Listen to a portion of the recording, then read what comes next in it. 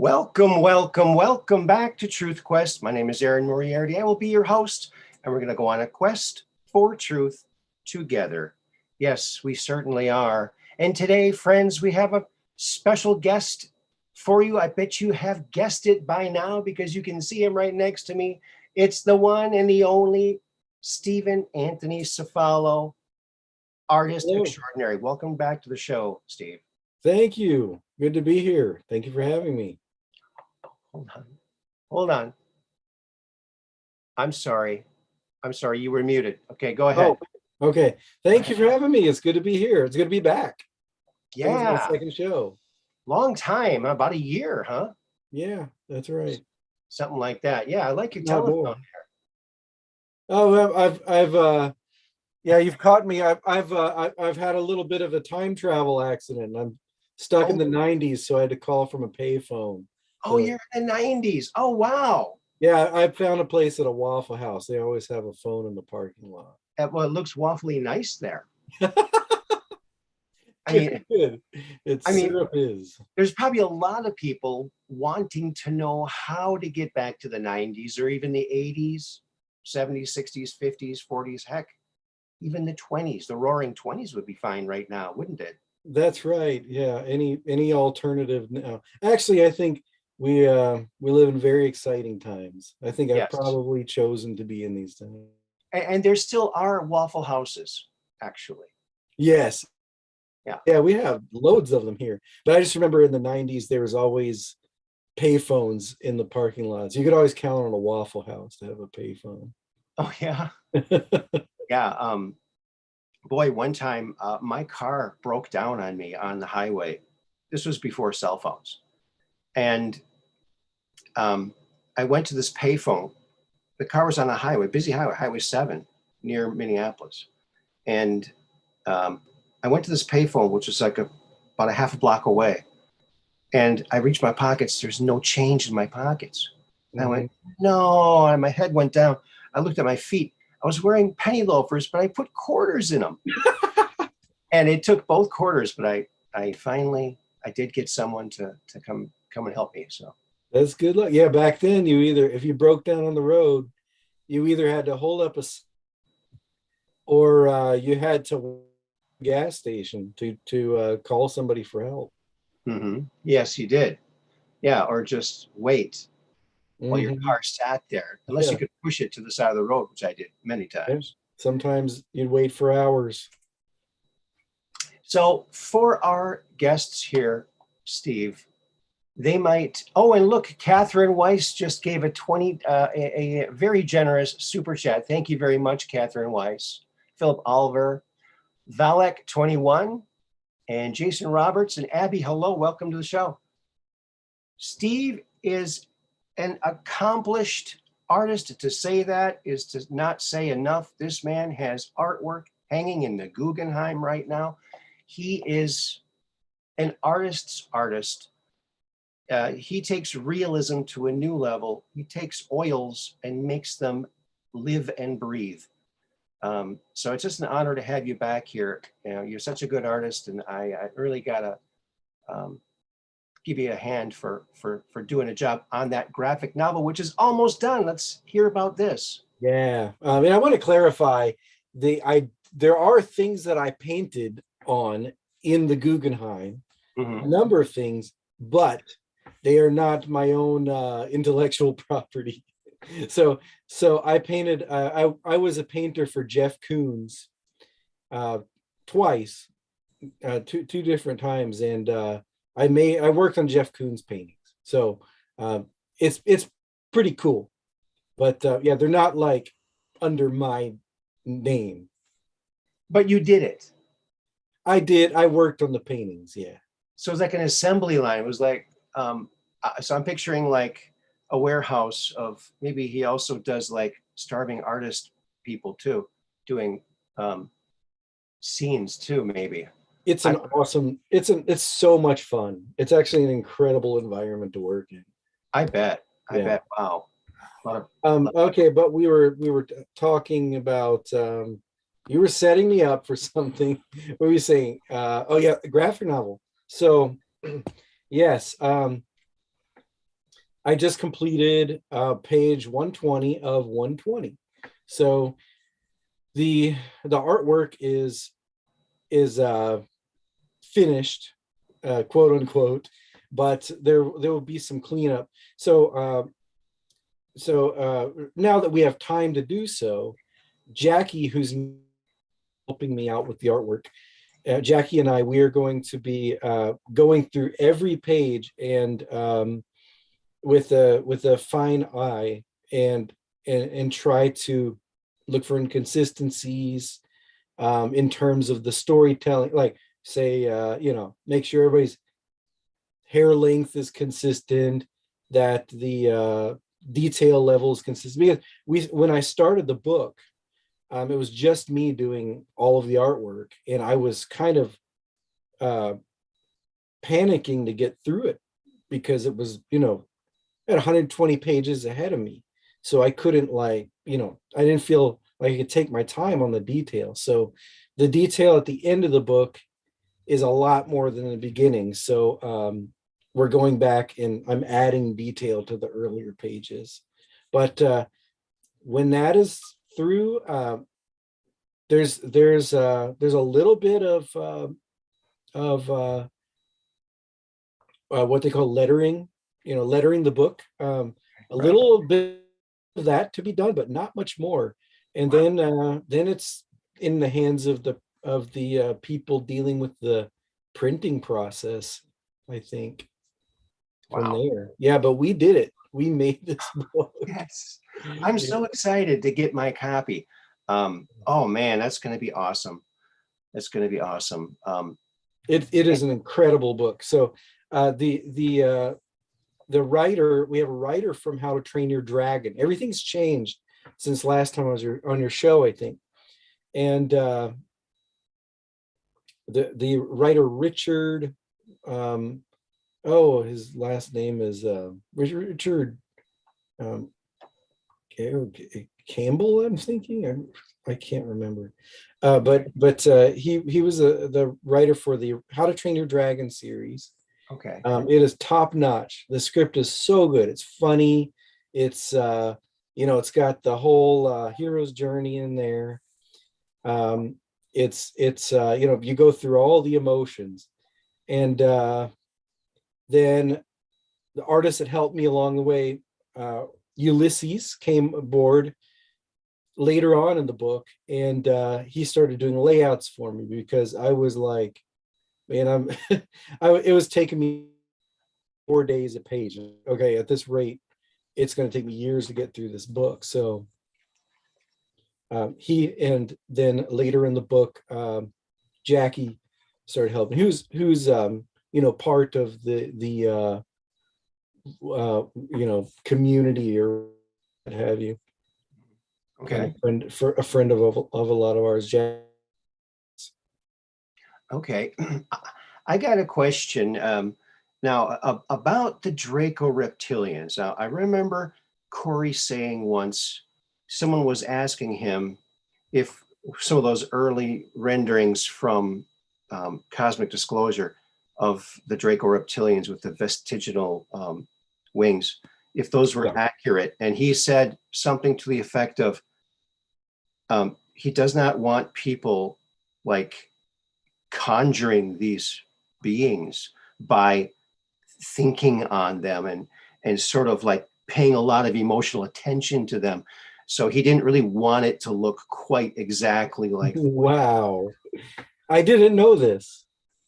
I know that from other things, I know Corey, I understand Corey will have a thing or two here, a turn off of what, maybe a program is named, a character is named, so what something looks like, just so that if fakers try to say, oh yeah, I saw this thing or I was part of this thing, they'll get caught in the lie.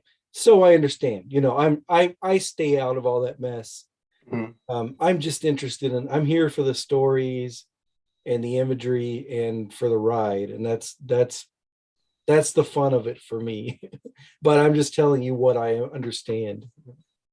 Well, I really, really, really, really love what you're doing with this book. And it really is, it's more than a graphic novel, friends. This is like page after page after page of multiple portraits. I mean, it's incredible. So, and from those early pictures from the previous show, we showed when Corey was a young boy, when the ships would come, it would look like a pirate ship floating down like a leaf, and then he'd get aboard it. And so that's kind of a screen memory, and you did a beautiful job doing that.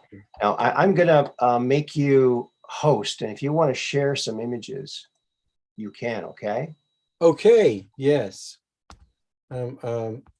So now you're the host. Excellent. Now he's going to change the name of the show and everything. Yeah, I erroneously named the folder Quest for Truth, so excuse that. No worries, man. But, okay, let's see. All right, so let me share my screen here, and I'm going to take you guys through a little trip through the. Okay, let's see. It's so nice of you to call in from the 90s. So yeah, and the lucky thing is, in this timeline, I wasn't able to warn myself of the future. Yeah. However, I was in this timeline, I am able to call into the show from a payphone. So yeah, that's how'd you do that? I don't even want to know. Yeah, make sure you don't shake hands with yourself. You might explode. So don't touch yourself. That's right. In the past. But on that timeline, I might be dead and not know. Okay, so all right, let's see what's showing up on the screen now for you. Okay, I'm seeing some black and white sketches, and with now I'm seeing great. This is what is supposed to happen. The chicken cult thing is on the screen, and yeah. Okay, so I want to say that all the images here, especially if Corey's watching, I want everybody to know that all the images here are things that Corey has already shared, so they should be safe to share with you guys. Awesome. Awesome. All of the images aren't pulled up somehow, but we'll go through what we have. Okay, sure. Yeah. So I am not trained as a comic artist. I've studied the art of comics since I was a kid. I read the books on comic theory and the theory of making comics, and I collected comics. So I understand the sequential art part of it and the storytelling. However, I trained as a painter, as an oil painter, as a portrait painter, a draftsman of the figure, and never in that. There's a specific discipline in the type of line work that they use. I never studied how to draw like Jack Kirby or Jim Lee or people like that. So I did it the way I know how to do it, and I digitally painted it. So I handled each page like an oil illustration, pretty much. Wow. So it's got a little bit of a different look.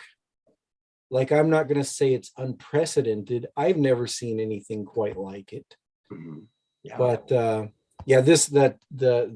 page there, I won't tell you exactly what's going on, but can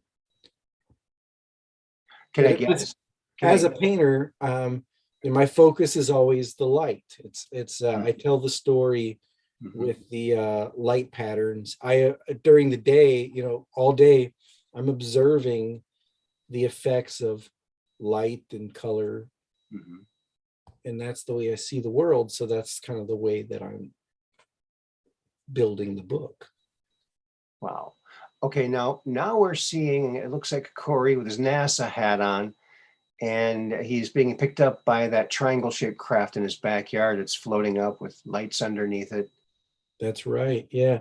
And I love the little details that come out when I get to pick Corey's brain. You know, when you watch David Wilcock or someone asking Corey a series of questions, they're asking a certain set of questions, and then, but see, I get to pick his brain about the visual stuff. So I'll be like, oh, what was the inside of the dart craft like? And nobody ever answers that. And he's like, well, what you're seeing is it's like a TV screen of what's on the outside of the craft. So it's almost like it's invisible. You can tell that it's something like a really high definition image of what's on the outside of the craft. So Jackie and I had to put our heads together about how to represent that, how to try. Wow, interesting. I'm not sure if people will understand what we're trying to do or not, but I liked her solution on that. It looks great. I mean, it looks magical. That's the effect. That I like that word. I like that. Is that hatch going up, kind of like a DeLorean? Yeah, it does. Yeah, the on the dart craft. So part goes up and part goes down. Is that how it goes up? Awesome. Yeah. Very cool. Yeah, and I'm a big fan of film, of cinematography. I've been all my life. When I was a little kid, I checked out all the cinematography books from the library, and just always was way into that and studying since I was a little kid, studying Tarkovsky and studying what's the guy's name, Stanley Kubrick, the way that they lit scenes. But I always wanted to make a film, and it's kind of the closest that I've gotten to come to that. So it was exciting for me. I can see a few films coming out of this inspired by it. Now that alien, is this exactly what that type of alien is? That the tall white? Is that what that is, or tall gray? No, these are the tall grays. Yeah. Tall grays. Okay. So there's the little grays, and these are the tall grays. The tall grays, I think, are actual. I'm not certain about this. I think bio-robots. I think the little ones are the robots. They're like the bio-robots. Yeah. But I think maybe these are actual beings. Don't quote me on that. In this scene, this is little Corey. Yeah. And this is an abduction scene where he is examined, and all these people are he's in this room full of adults and I think other kids in their underwear. But these people are like they're zoned out. Yeah. They're like zombified, right, removing their clothes and being examined by gray being. Wow. Yeah. Looks like he's arc welding on his neck there. Yes, this is some kind of a wand. They're doing something to the back of his neck there. But the very interesting thing about this, a human hand there? Yes, there's a doctor present as well. Right. Now, I showed this drawing to Tatiana. I don't know if you knew Tatiana. She passed a year or two ago. No. I think a year and a half ago. She had her own show like this. But when she saw this illustration, she freaked out. Really? And she showed me drawings that her daughter had done of a tall gray. Wow. With the same wand, putting it on, I think, the back of somebody's head like it was just like this. Wow. Yeah. Wow. That's wild. But I try to get, I try to get as much information out of Corey as I can about the way things look. Yeah. And, just like if I'm trying to describe you, right? There's only so much I can say to get it across to a sketch artist, right? Right. So he can get me so far, and then I can get like 80 or 90%. Sure. and then it just has to pass. Right. Um, But he's pretty happy with that. He thinks it looks pretty much like, yeah, it does yeah, look you like know, a living, it does really look like a very good representation of a real living being. Very, very close. Very, that's what I go for. Is yeah, when I get close enough, it you're looks gonna like, feel that being looking at you. yeah, So, yeah. Wow. That's freaky. this is a representation of. These are out of order. I just picked random images from Sure. Okay. Corey's page. This is the LOC, and we've got a representation of Gonzalez, who actually looks nothing like that. And I know what he looks like kind of from a description, but Corey would make him look a little different. Sure, sure. Yeah. These are the Anshar, and this is an Anshar elder, the tall kind of Kenny Rogers looking guy. But they grow beards apparently, and they get very, very tall the older they get, and their bones get frail. Right. And on the inside of this of the military clothing which he's borrowing, there's a suit that is holding his body together pretty much. Like it acts like an exoskeleton or a brace Sure. that even Strength. though bones are frail, Yeah. he's able to still walk around. Wow. Cool. And these are Ka'ari. yeah, this one would be Ari, and this would be her sister. Sister. Yeah. All I know is she looks similar to Ari, but has a rounder face. So I tried to. So now for people who might not know the story, Ari and her sister and that older gentleman, they live inside of the earth many hundreds of miles down in a giant cavern where they've been for 17 million years, monitoring our timeline and spying on us remotely. They can watch us. Yeah, Right. they can also influence us. Yes. So apparently, sometimes when we're trying to interact with angelic beings, I think this is right. We're actually interacting with the Anshar, and they help us. They might show us synchronicities on clocks and stuff like that. From what I understand, I'm sorry if I get details wrong. No, it's just such a fascinating story. I mean, yeah, it's such a fantastical story that I don't think anyone could make this up. It has to be true. It's just too bizarre. It seems like that to me. Yeah. And the more I ask Corey, the more answers I get, and they make sense to me. Wow.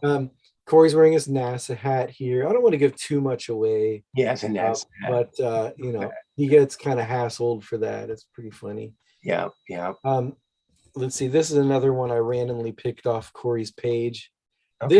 This is one of the first ones that Jackie helped me build. Okay. Because it's like I get to a point where I'm like, okay, we do the math, and it's going to take me 4 more years to finish this book if I don't have help. So Jackie, who is a first-class illustrator, started helping me build backgrounds, and she did a great deal of work on this page. Wow. Kind of going back through the images, I found this one. Nice. And this one was an actual oil painting. So I did this for Michael Sala. Oh, wow. And it was an image of the Nordics and the Pope. I don't remember exactly what what I was representing there, but the idea that I guess they had a plan of that maybe the Vatican had a plan of trying to create a ET based religion or something. But I found that back in the feed and thought I would share that. That was back in the beginning when I was making full blown oil paintings for Corey, and there was no digital in this. It's 100% oil. Actually, I did clean this up digitally for something later, but yeah, nice. But that's an oil painting. I have it in my apartment. Probably the Vatican was probably trying to get the Nordics to help them in the Vatican cricket game to beat the other religions and whatever kind of sports they do. Yeah, I didn't know the Nordics were famous for that, but they look built for. Yeah, they're probably good at soccer. Yeah, right. I help the Vatican soccer team. They have the man bun too for soccer. Oh yeah, a little man bun. This is this is the way that we've represented the. I think this was partly the innovation of Richard and the spheres.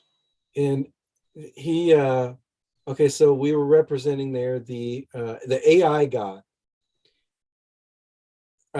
which doesn't have a form, but it's like the idea of, we've kind of personified this as kind of like a Thulu / Cthulhu looking being, or like an evil octopus that has these tentacles, right, get into everything.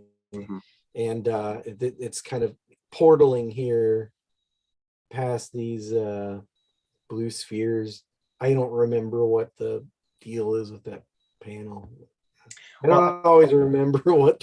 I know the blue spheres. The blue spheres were here to buffer the effects of the new space we were entering into, so that we didn't all go crazy. Right. Yeah. That's right. Yeah, and apparently they've protected us from a few catastrophes. Yes. Prematurely. There's another one that was an early one that Jackie built a lot on. I think she came in in the later pages, but man, did she save my life. Like I there's no way we'd be done right now. I'd be going crazy. So here we are. Oh, that's the Draco Reptilian. Yeah, okay. It's two different types of Draco.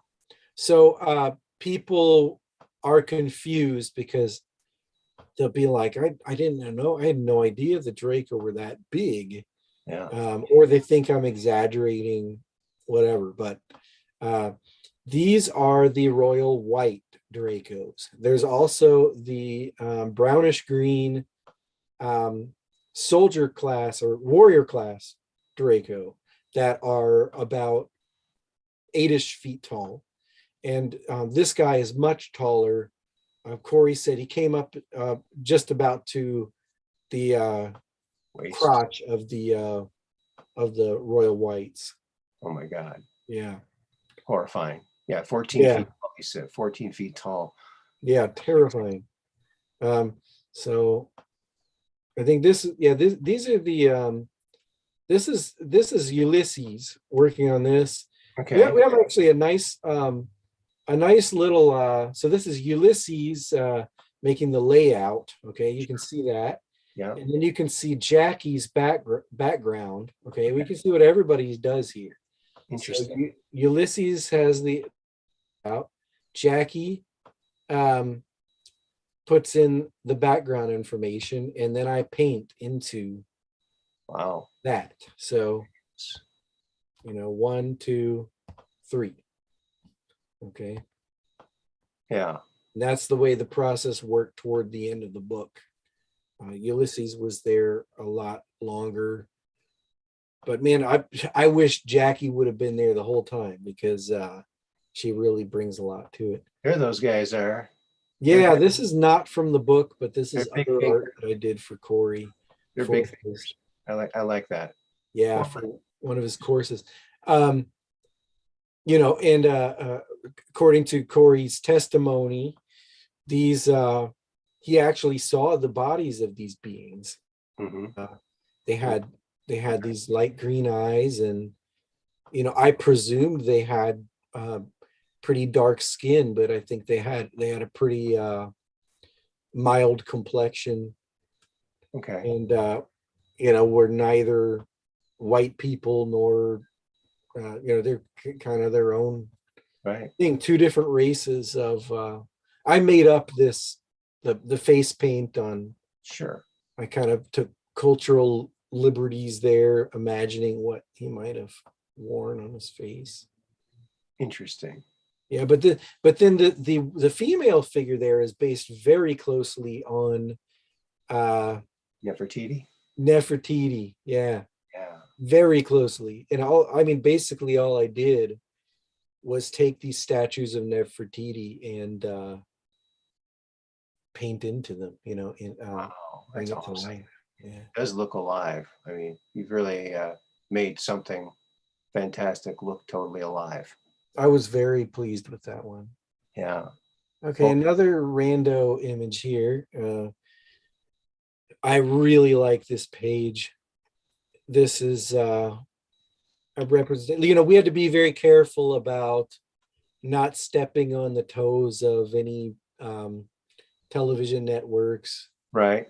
Stuff like that, and not cutting any corners with what do you call it? Property. Copyrights. Yeah. Property rights. Yeah. Why am I? That word's escaping me. Property. I can't remember. Royalties. Property. Different mode of thinking. But yeah, any of that kind of stuff. And so we have this first interview taking place not at a studio, but in the home of David Wilcock, and that's his actual home there. Right. Yeah. Man, and it's fun. It's fun getting that accuracy as much as possible in these. Yeah. So I like to know, what David's house actually looked like at the time, what David looked like at the time. Right. All of this. Hey, you captured him perfectly. Looks like a photograph. Yeah, well, there's, I'm using a lot of photographs. I've got massive files of images that I've compiled. I bet. Of their faces. Wow, you've just done a fantastic job. My goodness. Well, this was one of those pages that was just an absolute beast. I've altered the image of the royal white, the Grand Pendar, since this one. I'm not totally pleased with it. To me, it looks goofy there. But man, all these Draco, all these reptilians. There's a nice stretch of the book where there's just tons of reptilians, and an extremely painful part to make of the, and they were like coming to my dreams every night too after a while. Wow, I bet. Yeah. Staring at this all day and working on it. Yeah, it's gotta come through in the dreams. Yeah, I felt like there was a period there where I rarely had a dream without Draco. Oh my goodness. Yeah. Hazard of work. What's that? Hazard of the work. Yeah, right. Work hazards. Now there's a great picture. Corey looks very, very angry or upset. Yes. Okay. And I get a lot of flack. I got a lot of flack for this one. This is actually my favorite page in the book. And I shared it on Instagram, shared it on Facebook, and a lot of people are like, why is Corey so mad? Or they think that I'm trying to make it cool by, think I'm trying to make it too macho. I got a comment like that. Corey is like, this scene comes, this is like you're in the belly of the beast. Like you are in the like that or you're not going to survive. Yeah. This is the most intense part of the book. Okay. And like the negative things, upsetting things happen in the book. Yeah. You know, Yeah. spoiler alert, Yeah. but it's not all fun and smiles. So yeah, Corey's upset at some points in the book, and he makes unpleasant faces. Sorry. But that's fine. And now the people who are smiling, those are the Zulu, right? Yeah, the Zulu. That's right. Now, these Uh, characters are really interesting people. they I sure really are. am super interested in these people. Apparently, they were the first humanoids to have interstellar trade with other beings, and they did it all mentally through their consciousness. They don't Oh. have any technology. Uh, Corey also says they're kind of revered almost as like superheroes. Yeah. Okay, and he was also talking about how they, I don't know if it's the suits, but he was talking about how they can fly like Superman. Wow.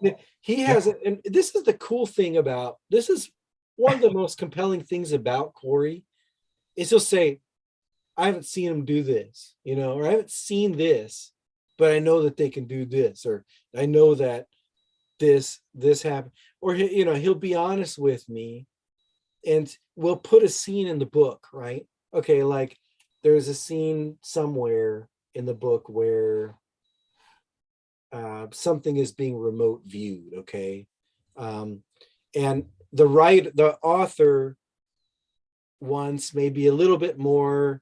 Um, he likes the Zulu for it's nice to have a little bit more color diversity in the story, but also they're just really cool beings too. Yeah. And so we might insert the Zulu into like say a remote viewing or something like that that's happening, right? Right. But Corey could just say, "Oh yeah, those were the Zulu. The Zulu were there. We saw the Zulu." But he's presenting it to us like, well, this didn't really happen exactly like this, but we want to show the Zulu more, so we'll make this the Zulu. That to me gives it this ring of authenticity that Hmm. that yeah, he met the Zulu, but you know, they didn't appear exactly here in the story. Um, little things like that make me really think, man, this guy's telling the truth. Yeah. So now, have you been following his recent disclosures, his little videos that he's done?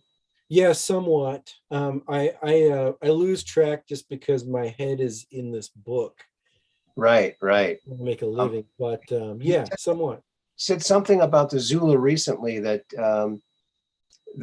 in Antarctica the the cabal or whoever is in control of the information wanted to wake up the giants in stasis, or the people in stasis Hmm. in Antarctica in these ships. And so they performed a sacrifice to kill this young lady. Oh. And and they opened up and these people were very confused because this wasn't supposed to happen this way. And a Zulu appeared and went over at one point, came on over and touched the girl, brought her back to life, and said, "You didn't need to do this, barbarics, you know." Hmm. So they Wow. are like superheroes. Yeah. So that's what I want to say. Go ahead. Yeah, yeah. Extremely positive beings. Okay, this is another one that people think I'm exaggerating on, but I'm totally not. Okay, I'm really trying to get it just the way Corey is describing it. Wow. So this is the scene with the royal white Draco, the Grand Pendar, and he's gigantic, like gigantic. This is not a regular uh, warrior class Draco. This Right. is these are the royal whites. They are much bigger and scarier, and so they have these kind of crocodile like features or alligator like features. So I tried to get that effect across. and they stink. Yeah, that's right. Yeah, they like to stink. Like reptilian musk. Yeah. Corey was saying they actually roll in nasty stuff or like put it on themselves to, I don't know if it just has a lower vibration that they like or what, but they like to stink. Wow. Yeah, and then we have these they have these spears. The warrior class Draco have these spears that have this energy in them, Oh my. like lightning, that is stored up, I guess, in the base of this. They have a base that's kind of like, if you imagined,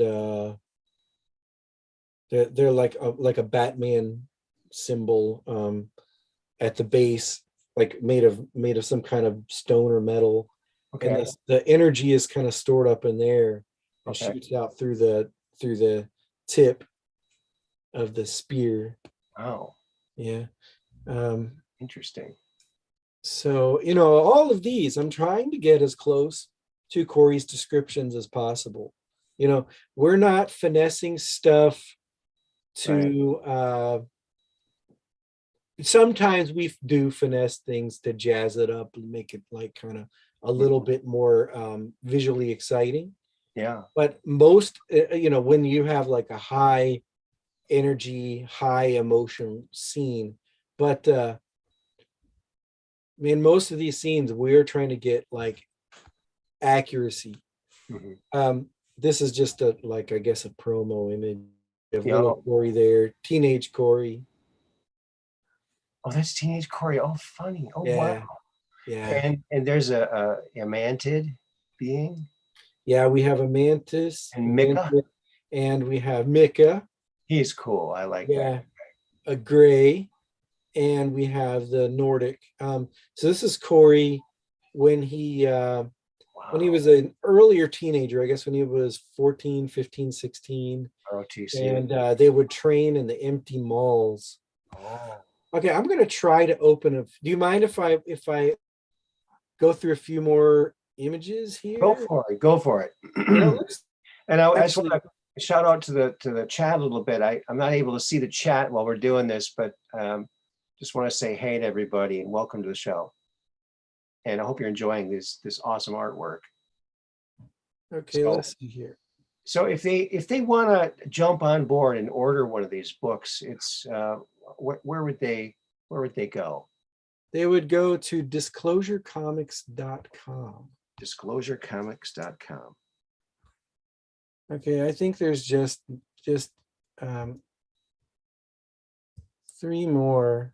I don't know if the screen here. Okay, it is working. And these just show side by sides of Sketches. my work and his work. So you can see Ulysses building the what do you call it? The layout. Sure. In the earlier pages, I was doing 100% of it for a long time. I don't remember if it was half the book, more than half the book. I don't remember, but it was a lot. Yeah. Okay, and then there was this is one where you have Jackie's work back there. So you have Ulysses layout, Jackie making the background. But it looks like I put so many Draco in this one that you don't hardly see the background. But wow. There's that. It's wild. So I also have paintings, but I think maybe we'll I don't know if you want to talk a bit before I show my painted art or how you want to paste that out. I'll stop sharing for a bit here. Okay. All right, okay. Hello, Yvonda and Mud Rabbit, Terry. Well, I hope you're all loving this. This is such a treat. Wow. And this is our 3rd interview we've done?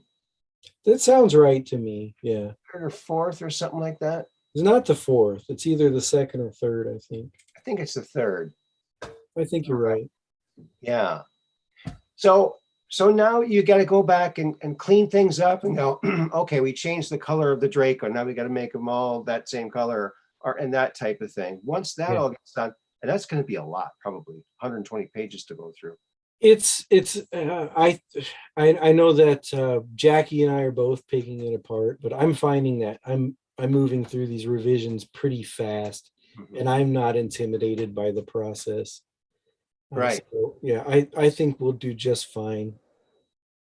It's So actually more fun to clean it up than it is to make it. It's daunting to make right. it for the first time. It's done now. You're just polishing it a little bit. Yeah. That must be a huge feeling of achievement, you know. Yeah. I know I felt achievement after my first 32-page book I drew, but I can't imagine 120 pages. My goodness. Yeah. Not only 120 pages, but on each of those pages, there's 5 to 6 Right. illustrations. Right. Oh, Right. ooh, man. Right. I've never worked so hard in my life. Curses those comic people making it that way. Yeah, and the normal process of making a comic book is you have a penciler, you Penciler and have an inker. inker, you have a colorist. Yeah. But for a great chunk of the book, I was just making the whole thing as a painting. Yeah. So that was a lot of work. We've gotten to a process a little bit more traditional, but I'm still like finessing all the forms and fingers and toes of all these and scales and everything on Yeah. this. I can't even imagine. That's just hats off to you, man. Wow. Thank you. And you just don't find an artist like this every day, folks. He's also a portrait artist. Now that you're done doing the book, or soon to be done, the next step you're going to go through is you're going to offer your services to the world. Isn't that right? That's right. Yes. So yeah, I'm going to try to return to, before this book, I made a living as a portrait artist. I did very little illustration. I did portrait art and teaching and selling art in galleries. And I'm going to try to get back into that scene, but I've got a new audience now. I've virtually changed over my entire audience to Truthers. yeah, truther community. And it's kind of funny, I almost lost touch with my whole art audience, but yeah, but that's what I do. That's what my zone is, my training. And so yes, I will be returning to both doing commissioned artwork and teaching. I teach online. I do that, and also teach locally private classes. I may or may not go back to university teaching, but I really prefer to do the private lessons. Yeah, I bet. I mean, one of the benefits of having Steve Cefalo as one of your Facebook friends is he posts lots of pictures of his beautiful sketches and drawings and paintings of scantily clad women, scantily clad men. No, but artistic forms, the human form. Beautiful. It's beautiful. Yeah, and that's what I did many years. I taught figure drawing. So that was my profession for from 2003 till to 2014. Wow. So I made my living teaching, drawing and painting the human figure. So that's why there's so many nude people, is that's what I did. And then I would take I would demo in class I would teach by demonstrating, and then I would take the pieces home, and then I would make something out of it. Like I would turn it into a narrative or something like that. Interesting. Yeah, but as it happens, is what I do well. So it works out really well. It's incredible to see. I mean, And now, do you have a website with some of your art on it, so some of the curious people can go and check that out? Yeah, it's a little updated. I mean, a little outdated. I have stevencefalo.com. Okay, so follow him. Yes. And also so follow me on Instagram. And that one is Steve Cefalo on Instagram. Steve Cefalo on Instagram. Follow him. So follow him. Yes. And that's I think Instagram is really my hub. That's where I really like to direct people. Okay. Now, now you are a top-notch artist. You've painted many, many, many photos. Some of the stuff you've worked on is in the Guggenheim.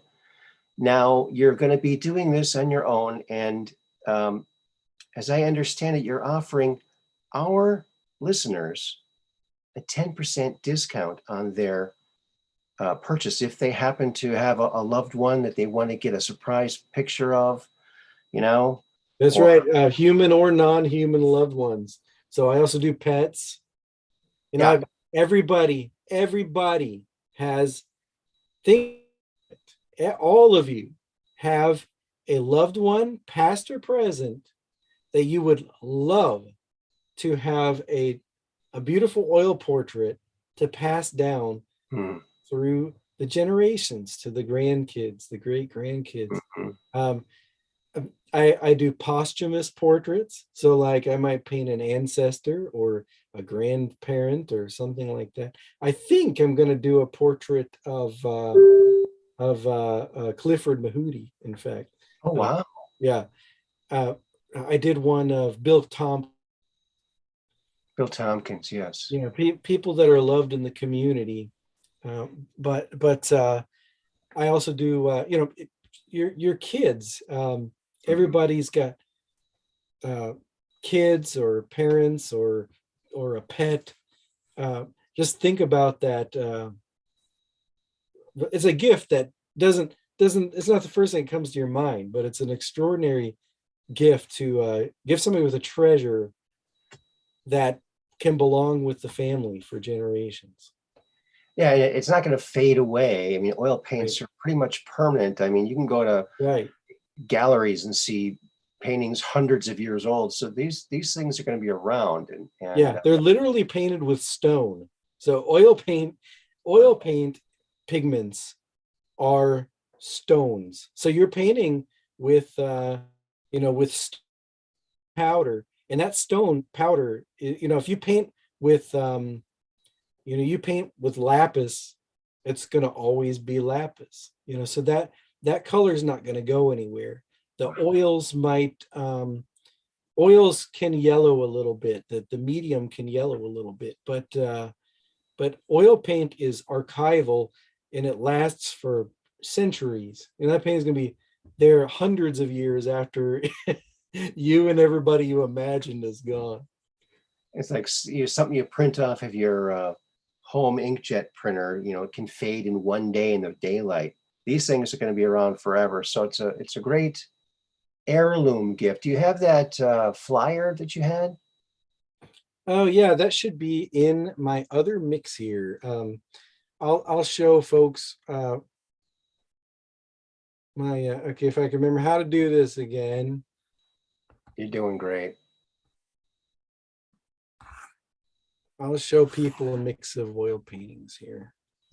I have paintings and drawings that I sort of randomly picked to show. That's a 6-foot painting in my home. 6 foot tall. Yeah. Like 4 feet wide then. No. Yeah. 3 feet, 3.5 feet. Wow. That's I changed my award. You just won an award or got on the calendar with this. Is this right? Yeah, I was in a calendar in like the Netherlands or something like that. This is a more recent painting I did on a Target bag. Well, he was standing very still for that pose for a long time, I can tell. Yeah, right. Yeah, you mentioned the nude figure, like that's beyond nude. He doesn't even have skin on. Yeah.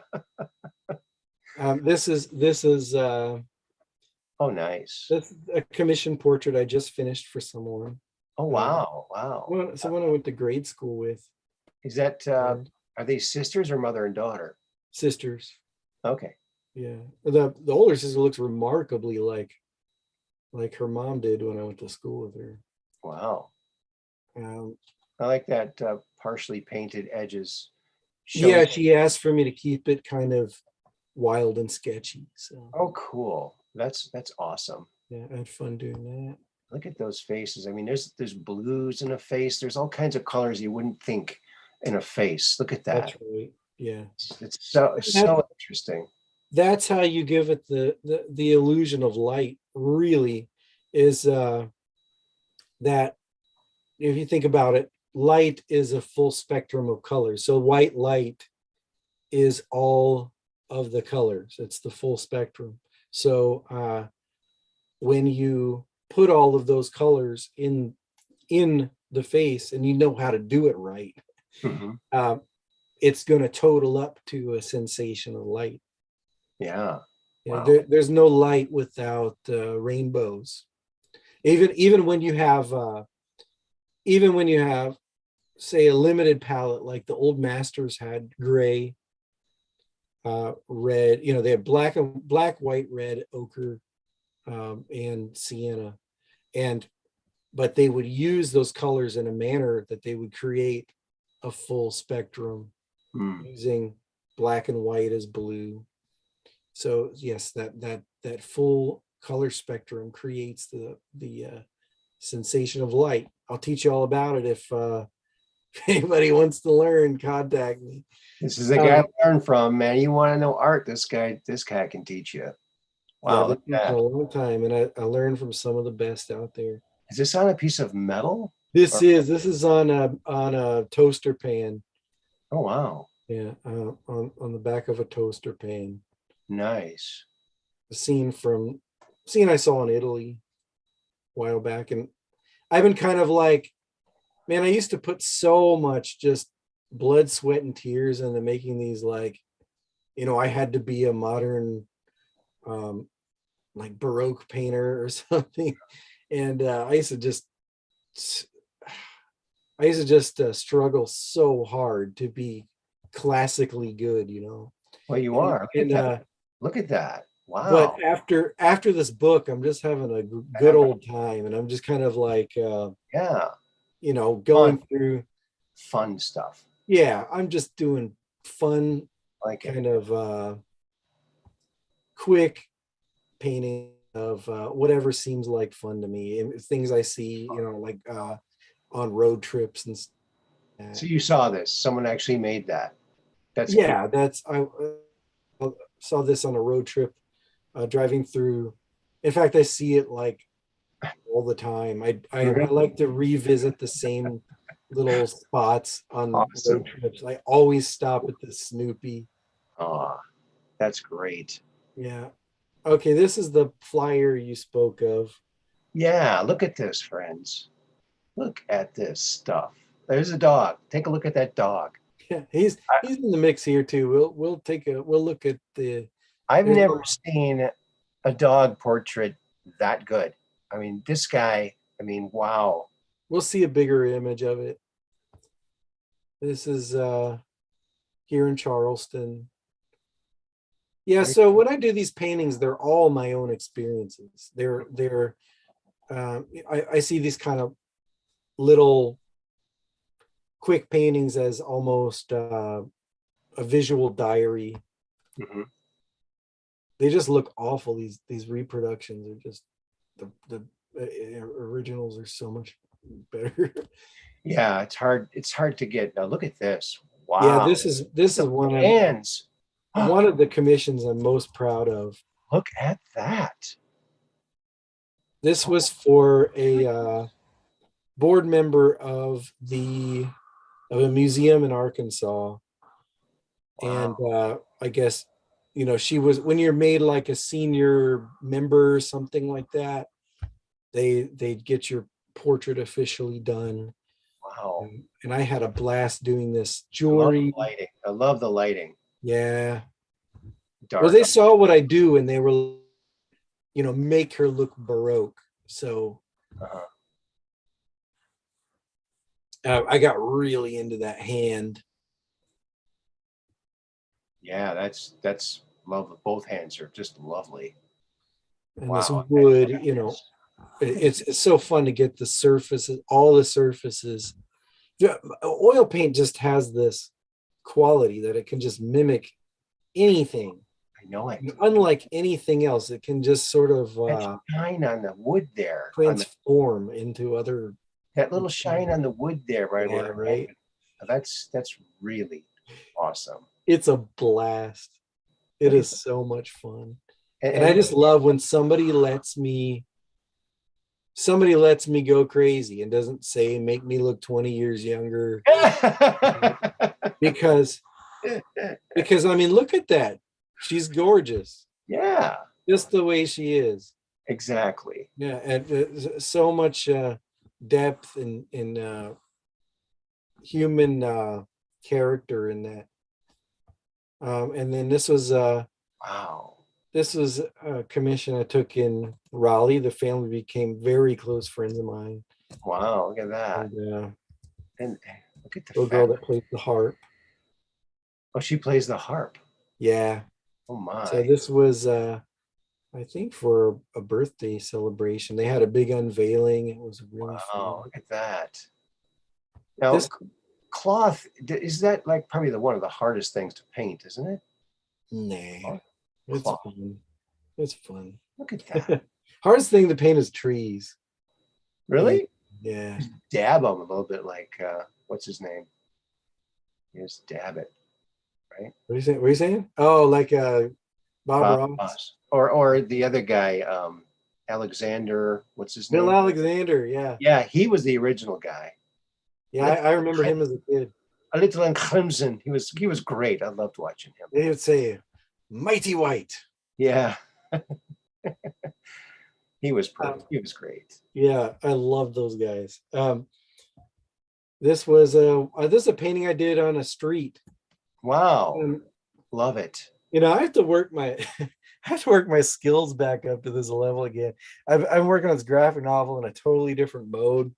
And man, but I was when I was painting every day, I can nail anything. It's like I felt you could just sit there, fall asleep on my couch, or you could just be eating dinner and I would sit down and crank out a portrait of you. Wow. And then when you're doing it every day like that, you really get in a zone where you can nail it. And so I did this outside. I did it for a arts festival. Nice. I just somebody recommended this girl. We became good friends through this sitting, and I just banged it out in like 2 hours. Wow, that's a very nice piece. Thanks. Really lovely. One of the best alla primas that I did. Like, it's very limited palette, no blue. I used and like an old master's palette. Just no blue, huh? Wow. Yeah, I just mixed gray. It's gray as blue. Exactly. That's the way. If you look at, Velázquez, Rembrandt, that's what they're doing. Okay. So when an artist goes into the blue mood, they're in a blue mood. It's they only have blue paint left, right? They can't afford to buy any more than just blue. Well, blue is I guess was the most expensive thing back then. Oh, really? Yeah. So you well, okay. I guess red started making when Picasso went through the blue period. They figured out how to make affordable blue pigments. Okay. So by then it was common to have it, but in the old days, like the 1600s, the 1700s, they didn't have pigments like that, like or the pigments, the blue pigments were very expensive, so only the finest paintings, like and the finest subjects, would be represented with a pure blue, and it'd be laid down as a glaze over top of the gray blues. So like the Madonnas, they would have nice pure lapis glazed on top. Wow. This is a portrait of one of my daughters. Awesome. Look at that. This is one. This one is at the SCAD Museum in Savannah, Georgia, 6 feet wide. Wow. Look at that. That one is entitled Goliath Unseen. I called it that in 2007. And now we have the invisible enemy. Well, I think you perfected the trees there, dude. Look at that. Yeah. And I did those on site. So this I painted In the studio. the whole background. I painted outside, not in a studio. Okay. Yeah, 6 feet. I painted the whole background outside. Wow. Horses back here. That was my backyard. Wow. Look at that. This is one that I did with that. This is one that I look back on and I go, man, that was tops. That was one of the best things I did. This is kind of a poetic play on obviously the Abraham and Isaac, but that's my son as the model for Isaac. Wow. So I thought I'd show people this too. I also do sketch portraits, Look at pencil that. sketches, and that's a portrait I did of my dad when he was young. Wow. That's pretty cool. One of my sons. Yeah. Wow. There's a more refined pencil portrait. Look at The that. type of thing that I might do, like if somebody sent me a photo or something, She looks something familiar. more fun. Is she like an actress or something? She looks No, familiar. that was my ex-girlfriend. Really? Yeah. Wow. Dated for 4 years. That was that was one I did in a couple years back. One of the last paintings I did before the graphic novel. At the Mardi Gras or something? Yeah, the what do you call it? The Day of the Dead. Oh, wow. This was a demo I did maybe 10 years ago for a classroom. From a live model. Cat portrait. This is a silly one I did. Look at the cat. Yeah. Oh, is that you? No, this was my next door neighbor in Raleigh. And did you see the logo, this logo at the bottom of the cat? That's like my signature now. Oh, wow. Cool. He was a graphic designer and he designed my signature Okay. in trade for this portrait. So he wanted to be painted with all these kind of No, I didn't want to do it because I was like, I know these are all Illuminati symbols. Yeah. but he was like, yeah, I want to be like this. So I painted him. I think he came out of the better end of the stick. He did a little logo for you and you did a I know for him. I know, but I really wanted that logo. So with the scrub brushes on his shoulders and everything. Yeah, I just do that sort of thing. I try not to, but I do that kind of stuff all the time. He's a nice guy. He's a nice guy. Yeah, he was a cool guy. This logo was his logo, the one on his jacket there. This one, I skipped one. That was one. This was I ran into this girl at a restaurant. This was maybe 12 years back. And I thought, I have to paint this girl. And so I was there with my wife at the time, my ex-wife, at this restaurant. And I said, I have to paint this girl. And so I went up and said, can I do your portrait? and so I did. Right there or? No, I brought her into my classroom actually and did a demo for my class. Awesome. Her name is Alice. Wow. This is one I did of my son, and I did the whole painting from life. And he was 10 years old. So, what I would do is I would get the drawing established, draw out all the line work, all the proportions in one layer. And then I would do all the light. So, imagine a wiggly kid with ADD. I kind of let him flop all around as long as he tried to go back in that pose. There's a dog I did for someone. Look at that. Wow. Obviously from a photograph. I love it. That's incredible. This is one of my ex-wife and one of our babies. Aw, This is a commissioned drawing. I like that one. Wow. This one was my daughter's idea. So she said, hey, can I wear this like a cape? And can you paint me bubble wrap with that? And so, yeah, I said, oh, yeah. And then I kind of had this idea of the box it came from being some kind of a portal. It's about 2008, 2009. That's probably where cats come from. What's that? That's probably where cats come from. Oh, yeah, it's my fault. It's my daughter's fault. Whoa. I did of my son. Look at that hairdo. Yeah, another son of mine years back. This is the same one that's same kid as that. Oh, wow. And now he has very, very long hair, way past his shoulders. Really?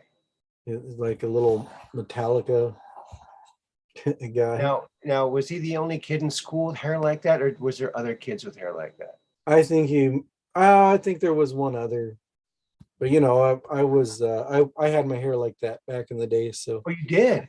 I prided myself in knowing how to do it properly. Now, yeah, there may be another kid, but we know how to put it up correctly. I got to tell you, now where I went to school at Mound Westonka High School in Mound, Minnesota, and we were the Mound Mohawks. Oh yeah. And so me and a bunch of my friends, we were going to shave our heads into a mohawk on the last day of school. And I was at home and I got the thing ready and going, yeah, I'm going to chicken out. I thought, I'll probably be the only one without it. I get there, no one did it. Yeah. No one did it. What year was this? 1980. Oh, man, that would have been just the right year to do it. It would have been like the start of that type of thing. Yeah. Yeah, you could have taken credit for starting the whole trend in the 80s. Yeah. But yeah, wow, that was fantastic. Let's see what the chat has to say. Yeah, wow. Just incredible. Wow. Amazing, amazing stuff, Steve. Thank you. So it must be nice to be able to talk to Corey and, hey, you know, what color shoes do the Draco wear? Or, you know, different questions like that. Of course, they don't wear shoes. Yeah, it's a blast because I get to ask him the things that I am curious about, you know, the things that dazzle my imagination.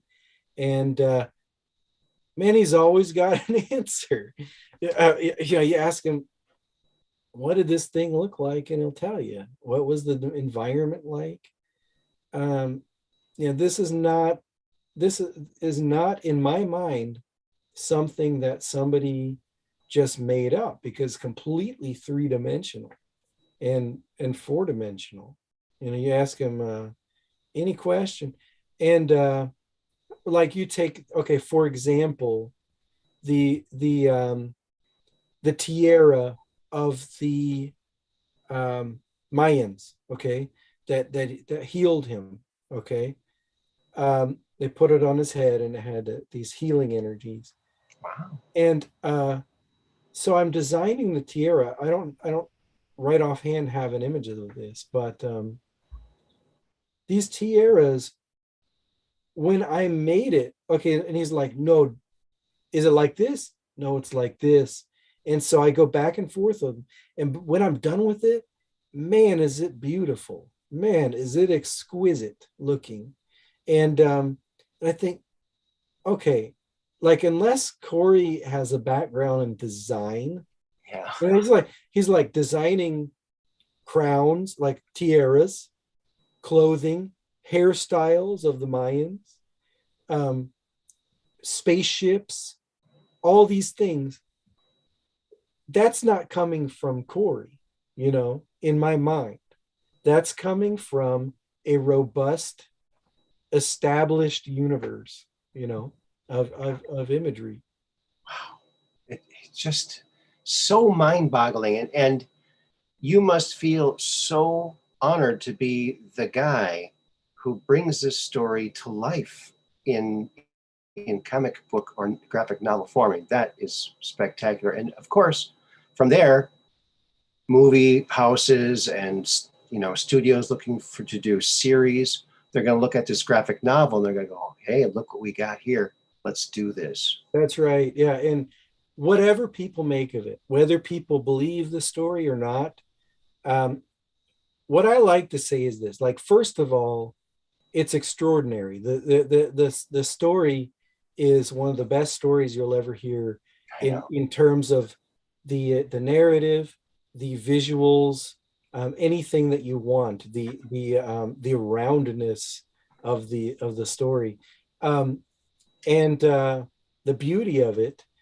Okay, so you have that aspect, and this is the part I want to sort of have a come together moment here. There's division in the community, which is fine with me. Like, I'm not one of these guys. I think if people have their own opinions, that's a good thing, right? So whether you think Corey's the real guy, whether you think these other guys, super soldier narrative, these different narratives. Like, I personally, this is my point of view is this. I think we're going to all look back on this time. Okay. What a crazy time we live in. Any way you look at it, it's interesting. And, you remember you had that guy who was like, oh, I'm baby Q. What was that guy's name? Aston Steinbrat. Yeah, Austin Steinbart. No, Aston Steinbrat.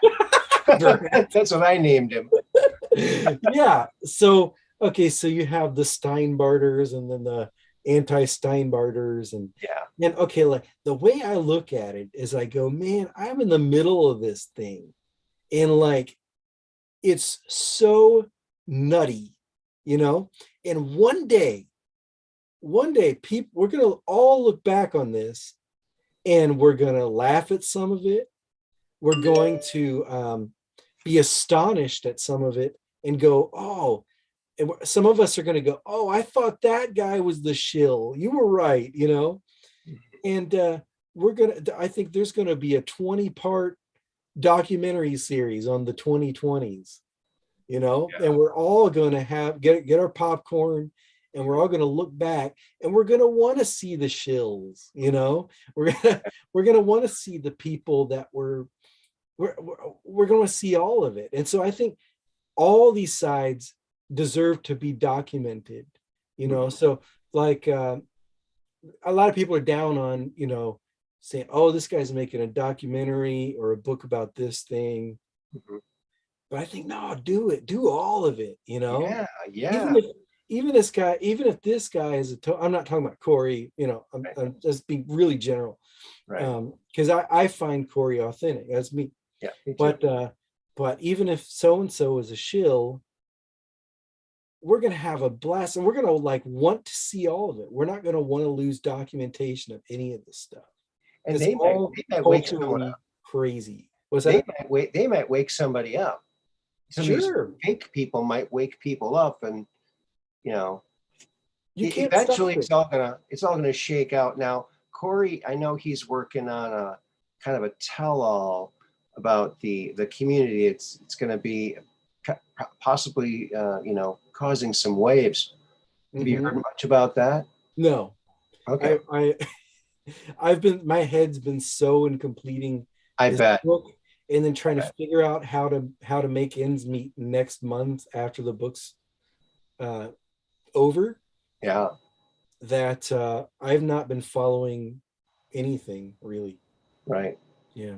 Just staying near the Waffle House and I have been following the Elvis on the chain. Let's talk about that. You do these little videos. You're driving. You got this guy on your rear view mirror. You got classic rock playing, sometimes Elvis, and you're filming Elvis doing what are mostly look like James Brown moves, but Yeah.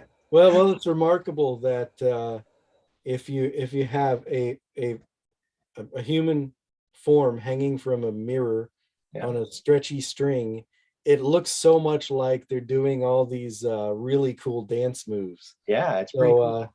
and it bops along really good to classic golden oldies tunes. Yeah, it does. That's fun.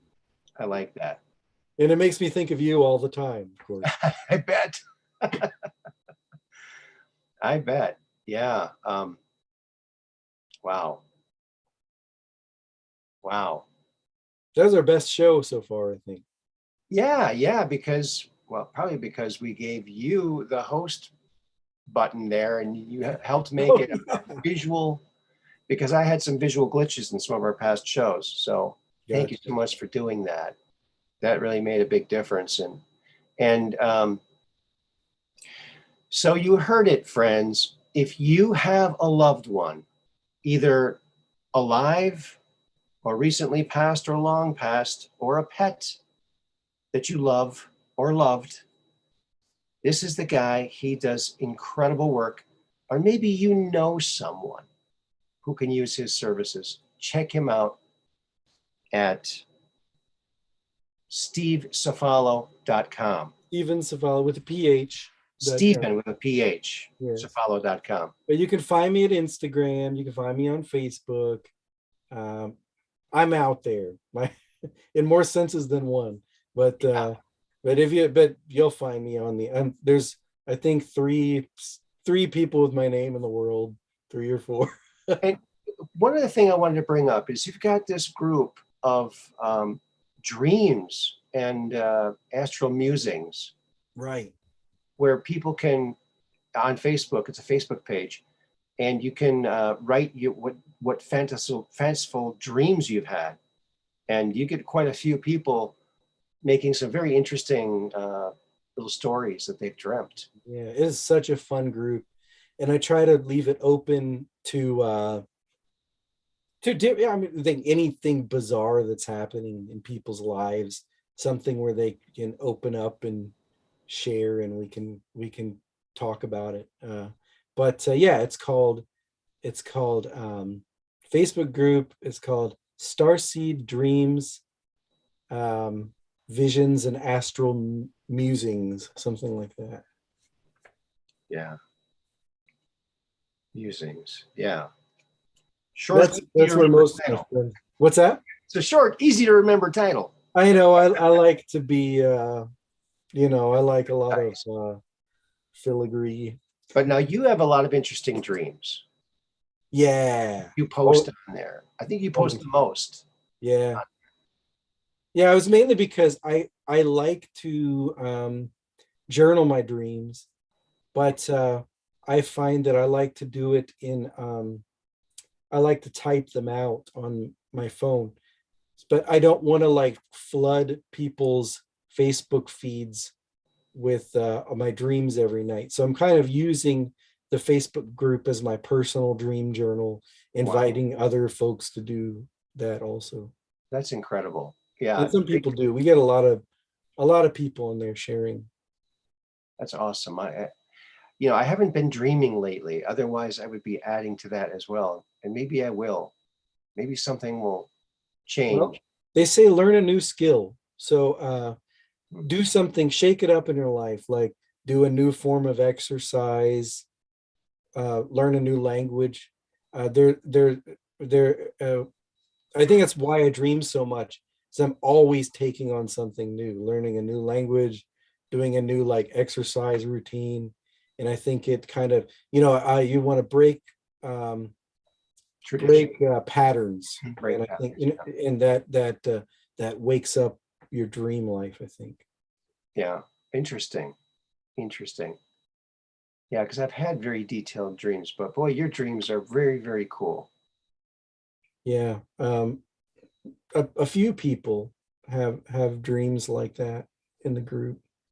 It's a lot River of fun to River read. Speak does. I know she does. Yeah, and then Mary slash actually remember her real name. You had her on the show. Oh, Bledsoe. Yeah. I've known her from that name for over a year now, so I can't remember. Everybody's got different names. It's Yeah. really difficult to keep track. Everyone's got 2, 3, 4 names.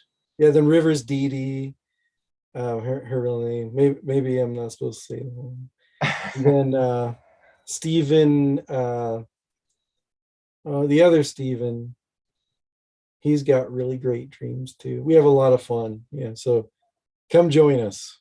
Share That's your dreams with us. So what's it like back in the 90s? Just give us a little taste of, look around and describe what's happening. Yeah, well, people are getting together. You can see all those people back there at Waffle House. Oh, People yeah. are getting together and meeting in person. They're moving very slowly. I can hardly even see them moving. That's a time dilation effect. I see. Yeah. Okay. But as you can see, people are getting together in person and having a good time, and that's a thing I missed most about the 90s is if I didn't know where my friends were, I'd check out Denny's, I'd check out JoJo's, and they're going to be in one place or the other. There you go. So yeah, my son, he said, where do I find all the teenagers? You know, when he was a teenager, he was living in my apartment. I was like, we'll find them. Because we used to have what they call it when all the teenagers would get out and party in all the parking lots. They call it cruising, right? Oh yeah. And so I was like, oh yeah, we got to figure out where all the people are cruising. They don't cruise anymore. No? They're all on Instagram. They're all home on Instagram. That's where the teenagers are. Well, at least they know where their kids are, but they don't know what they're thinking about or who they're talking to. It's depressing. Get out and have some fun. Yeah. And get out and go to Waffle House. Yeah. It's awfully nice down there. You'll love it. You'll love it. Well, Steve, I think we've covered the gamut here. And I got to thank you again for coming on board to the Truth Quest to talk about your amazing talent and everything that you're doing. We're anxiously awaiting that graphic novel, so we're all rooting for that to be done. But don't rush it because because it's going to be really, really nice. It already is. It's going to be special. It's going to be spectacular. It's going to be in my opinion, a historical piece. So. And this guy's he's like a master. So if you have a kid or a grandkid that wants to take lessons, this guy's the guy. All right. Well, thank you very much, Stephen. I really appreciate you coming on board here. It is such a pleasure. Always fun. And we'll talk to you later. Thank you very much. Bye. Thank you. Oh, you need to make me the host again. Oh, okay. So you can hang up, huh? All right.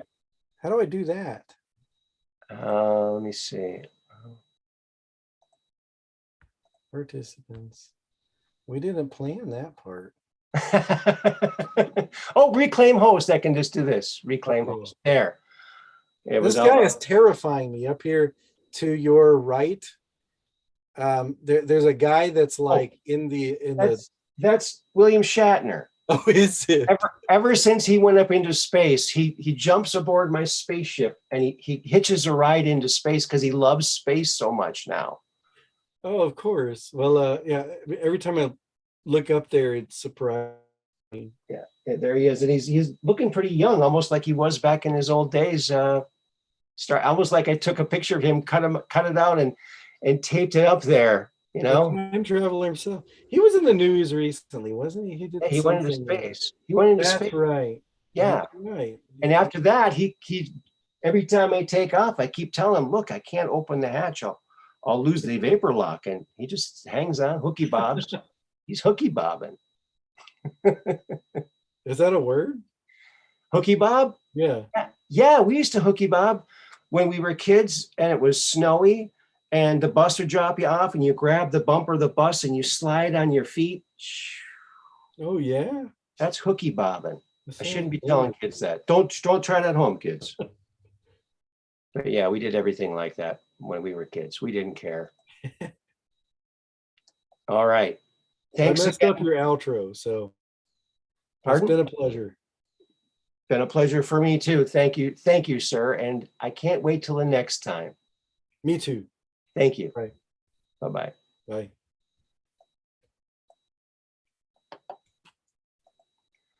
All right.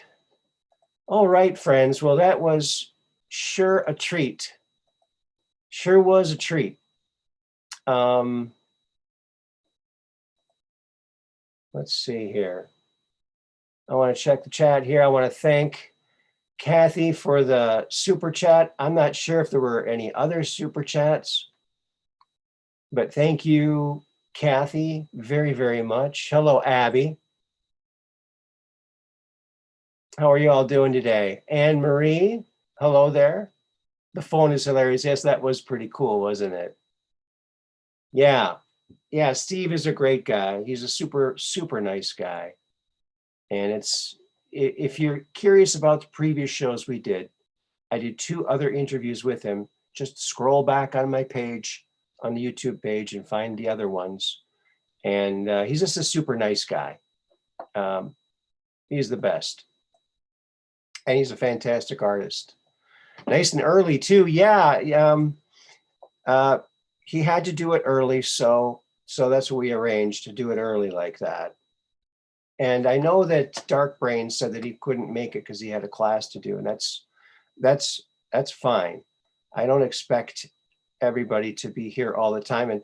And Mud Rabbit, if there's ever someone that you think would be a good mod to add, let me know, okay? You're welcome, Yolanda. I got your email, Yolanda. And Dale D, I have not mailed that stuff out yet, and Mud Rabbit as well. I'm feeling a lot better now. So tomorrow, hopefully, with any kind of luck, I'll get all this stuff mailed out. All right? Yeah, great guest. Thank you. Thank you very much. Thank you very much. Yeah, he's a great super guy. And boy, that graphic novel, what did you think of that artwork? Just spectacular, don't you think? Unbelievable. And he's such a nice guy, a super nice guy, you know? The kind of guy you want to have your neighbor. Hey, Anne Marie. Yeah. So there you go. Let's see. La, la, la, la, la. Oops. Yes. Well, do that later. I'll do that later. Yes. Great guest. Hey, everyone.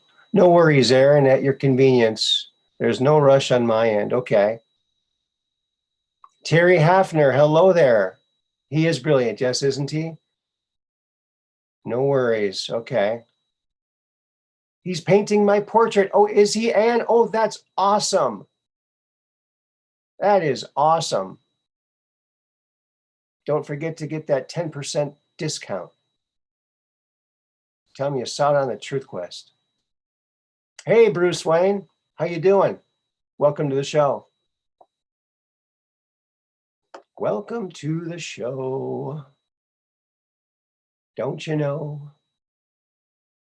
Yeah. Yeah, that was a great, great interview.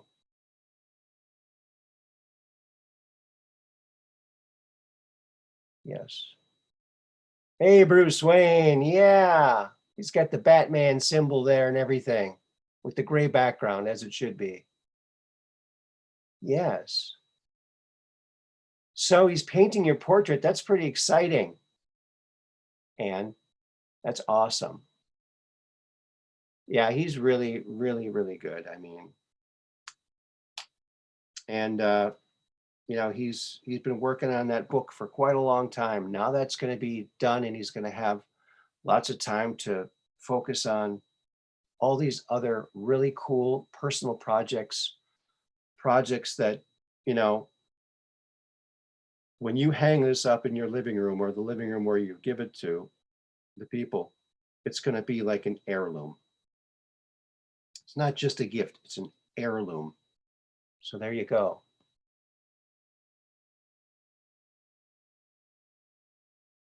Oh, Catherine Weiss could be a mod. Yes, well, that's a good idea. Hello, Peggy Dancer. I'll ask Kathy and see what she says. Would you like to be a mod, Kathy? So there you go.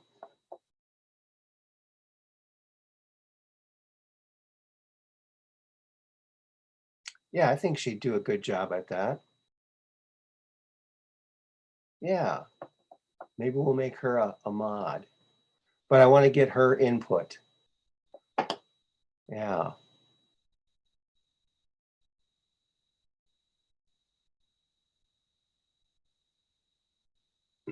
Yeah, Peggy Dancer, we had Stephen Anthony Cefalo on today, and he's a portrait artist, and he's doing the Corey Goods graphic novel. It's almost finished, 120 pages. It's just gorgeous.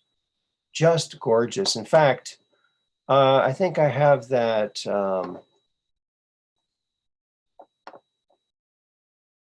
I think I have his, here it is. I'll put this up on the screen so you can see this.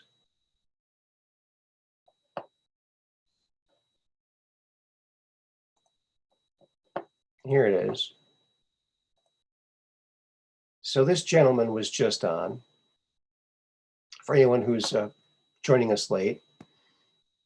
And so, yeah, it's an exciting thing to have done, 120 pages. Can you imagine? And look at the detail he put into all this. It's just incredible. It's an amazing thing. I can't wait to get my copy. So it's disclosurecomics.com. It's also Stephen Cefalo with a PH on Instagram, and on Stephen Anthony Cefalo on Facebook. So check him out. He's a great, great artist.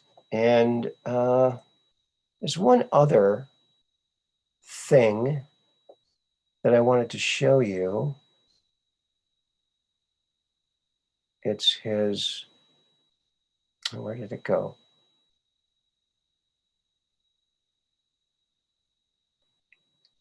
It's his flyer, his for his painting business. Oh gosh, I thought I had this right here. Don't know. It's all my files, so it should be here. And not seeing it. It's not it. Yeah. Well, I'm working on some very interesting things for the Friday night show, folks. So I hope you can join us on the Friday night show. We'll probably be a little later. Maybe I'll come on a little early if that works for everybody. She said yes.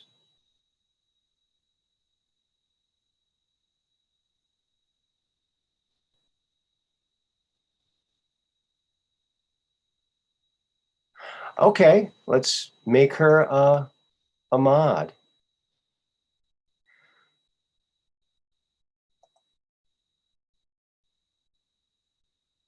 Catherine Weiss is now a moderator. There you go. I think it worked. Hey, Jacob Waters, how you doing?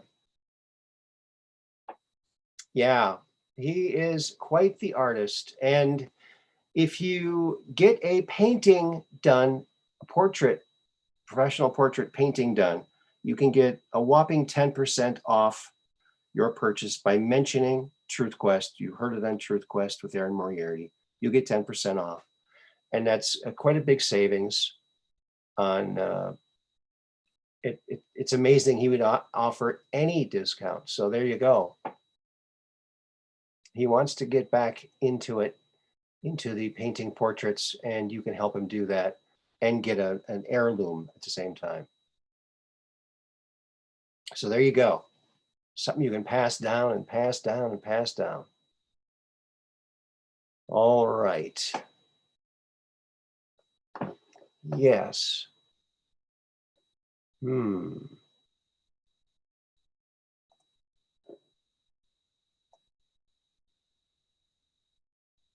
Okay.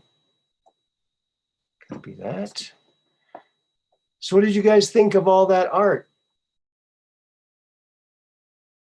What did you think of it?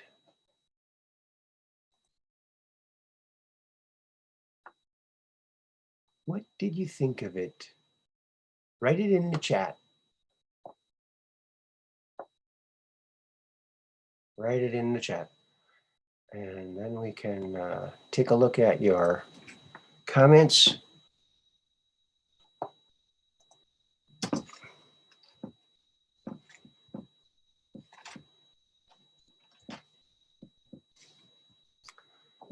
And hold on a second here, friends. Doing a little housekeeping. Doing a little housekeeping here. There we go.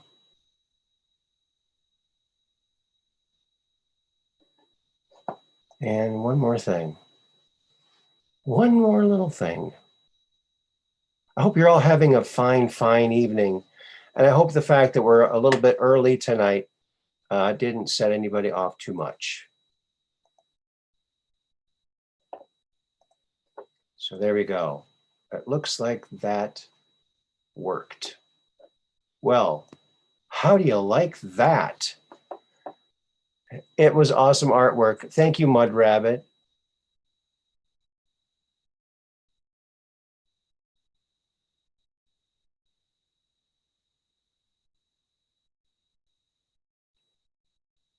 Reminds me of Venom up in the upper left. Yeah. Yeah, the Draco reptilian. That's one of the white royals, white royal Draco reptilians. They're 14 to 16 feet tall and just absolutely ferocious.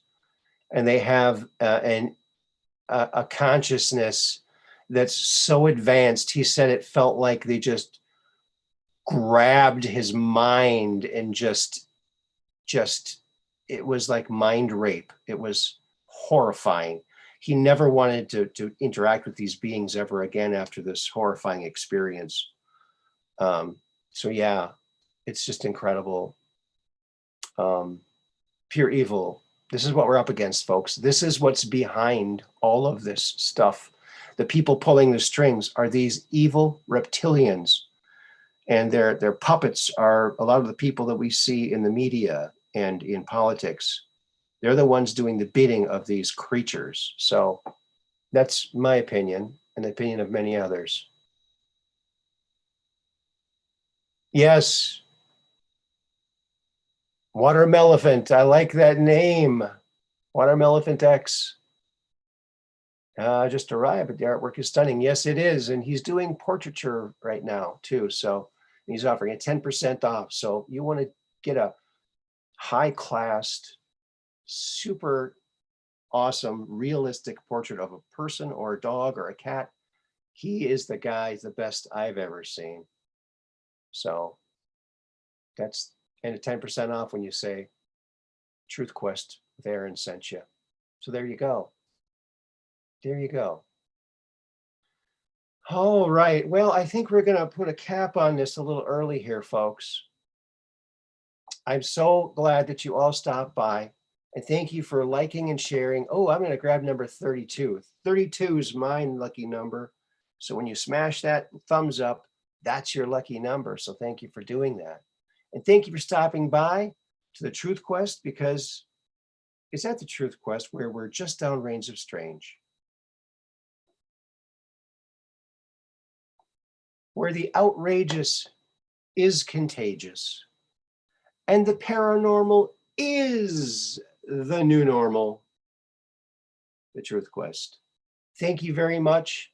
Join us again Friday night. Yes, come back Friday night. We're going to have some fun. We're going to explore some very interesting, UFO cases that you will not believe. Some very, very interesting ones I just came across, and you're gonna love it. And so wake the neighbors, tell your kids, and wake the dog, because you're not gonna wanna miss this one. So come on back on Friday. Remember, Mondays, Wednesdays, and Fridays. That's where you can come to the Truth Quest, where we're just downrange of strange, where the outrageous is contagious, and the paranormal is the new normal. Yes, the Truth Quest. Thank you again for coming along. I love it when you come into my spaceship. We can zip around the planets and have fun like this. And we're going to do it all again on Friday. I want to thank each and every one of you. You're very, very important. Please spread the word, share this even after it's done. We love you. And give Stephen a call. Check out his Instagram, Stephen Cefalo. Follow him. Keep that camera and that phone to the sky so you can take that picture and come on to the Truth Quest and talk about it. Until then, peace in.